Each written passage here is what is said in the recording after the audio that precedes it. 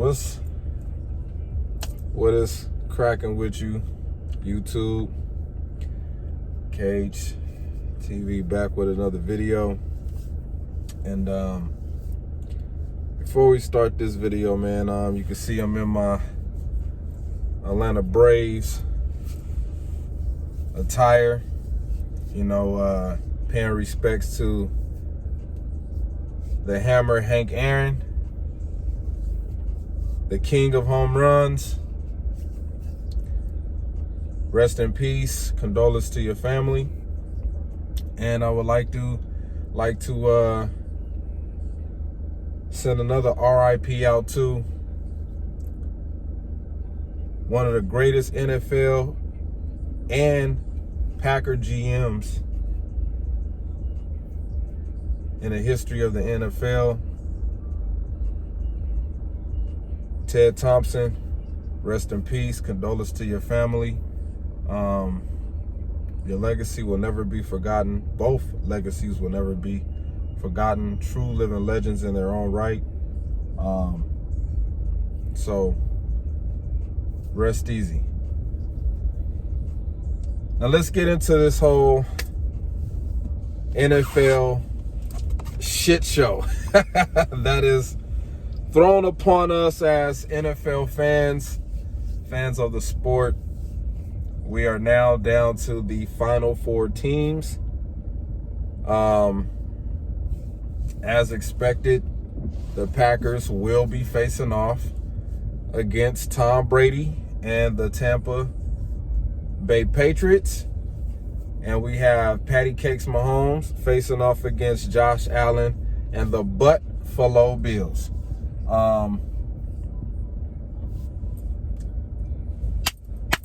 Congratulations, NFL, man. This was a great season.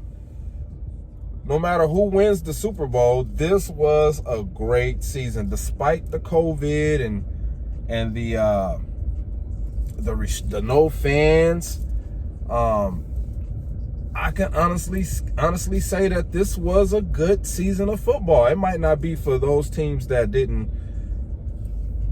become the Final Four teams left in a season of this historic proportion, but taking it for what it's worth, it was entertaining. It was entertaining. The NFL proved that with or without fans that they can still put out an entertaining product for us to view and watch and gravitate to,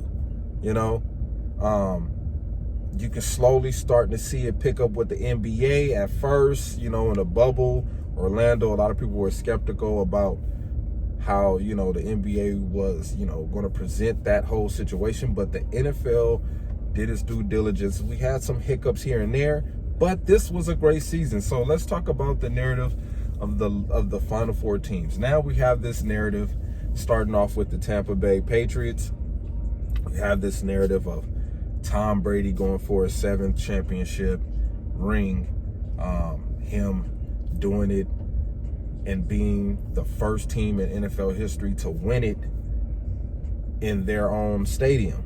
You have that whole narrative going. His first year in the NFC, and he comes to the NFC conference and he wins a championship. You have that narrative right for Tom Brady. He didn't need Belichick. You know what I'm saying? I think Tom Brady has proven enough already that he can do it without Belichick. And we can all finally put the whole system QB thing to bed. Tom Brady is not a system quarterback. Marcellus Wiley said it best. Brady is a great decision maker out there on the field. And you can't knock a guy for making great decisions. You know what I'm saying? Not taking, the uncalculated risk. You know what I'm saying? Just winging it, throwing the ball up for grabs, doing some Brett Favre shit. So you have that whole narrative with Tom Brady, and then you have Aaron Rodgers. you know, first time in his career where the playoffs have to run through Lambeau Field. He finally gets a NFC Championship game in his own backyard. Can he win a second Super Bowl ring? You know, that's been a whole narrative with Aaron Rodgers. Can he win one without McCarthy? So you have a lot of things going on with that. Can he be the second quarterback in NFL history to not only win the MVP, but also win a Super Bowl? Kurt Warner was the first and only one to do that. So you have that whole thing going on with Aaron Rodgers. If he wins the Super Bowl, is this his final days in Green Bay? Will he retire after that? So you have a lot of that going on with the narrative with this game. I believe that, you know, just for the sake of talking about the game in regards of the narratives, I believe that the Packers will win against the Tampa Bay Buccaneers. I believe Tom Brady has won as many Super Bowls he's ever going to win. I believe he's won as many championships, conference championships that he's going to win. Yeah, I just believe the Packers are going to win this game on Sunday. Then you talk about the AFC side narratives. You have Josh Allen, young quarterback, big guy, hell of an arm. You know, they have a defense over there. Not really much of a narrative surrounding him, but you can see that this is the start of a narrative for Josh Allen. He was in the MVP running at the beginning of the year. Him and Stephon Diggs connection. You know, he's an exciting quarterback. He can do the same things that Pat Mahomes and Aaron Rodgers can do. You know what I mean? So, you know, he's very talented. So you have that whole narrative going on with him. And then you have the other team that he will be facing, the Kansas City Chiefs, who I think will win the Super Bowl again. You have Patrick Mahomes. Can he win another Super Bowl? Can he match the expectations that the whole football world thinks of him? You know, can he be better, be the next great emerging quarterback that we see coming up through the NFL?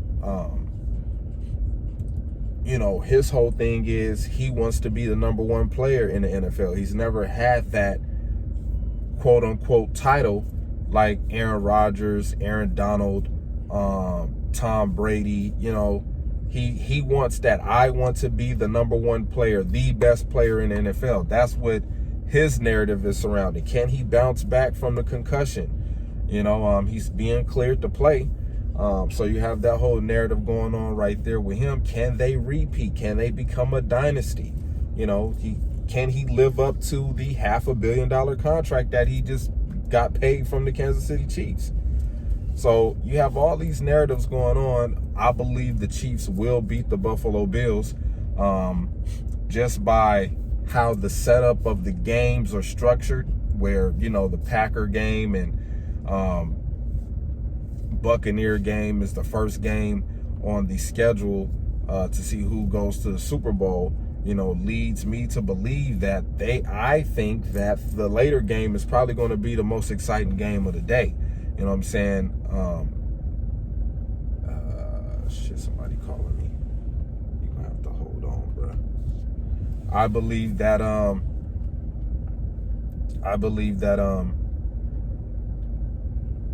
this game that is getting played tonight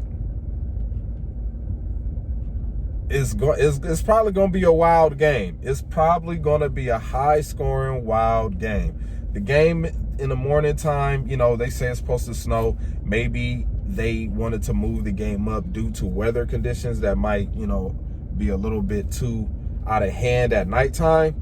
So that might be one of the reasons why the game is being played early in the day, but you would expect to see Brady and Rodgers be the main event of the matchups that the NFL got on Sunday. But I understand now why they did it this way. I don't want to speak on it right now because I don't want to, put myself out there, but let's just say that the first game, it might be over quick. Let's just say that the first game might be like that. We know who going to the Super Bowl from the first game. We might see that real early. I remember last year when the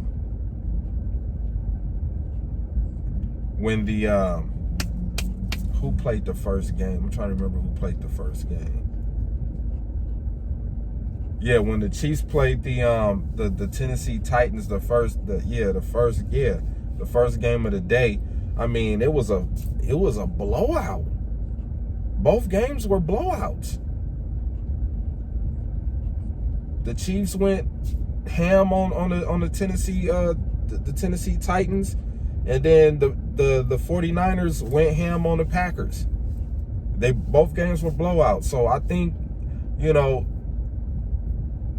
first game might have some similarities of it being out of hand early, but then the second game, I think it might be a close game. I think it might be a close game shootout between Josh Allen and Patrick Mahomes. So, that's just my take on this whole week that's coming up. The game plan or whatever, the games that's going to be played tomorrow. That's just my whole synopsis and opinion on the whole thing. But before I end this video, shout out to the subscribers, those who joined and those who have left. Rest in peace. Once again, condolences to Hank Aaron and Ted Thompson's families. You know what I'm saying? You guys will be greatly missed. Greatly missed. And with that being said, man, keep on chopping. Go Pack Go.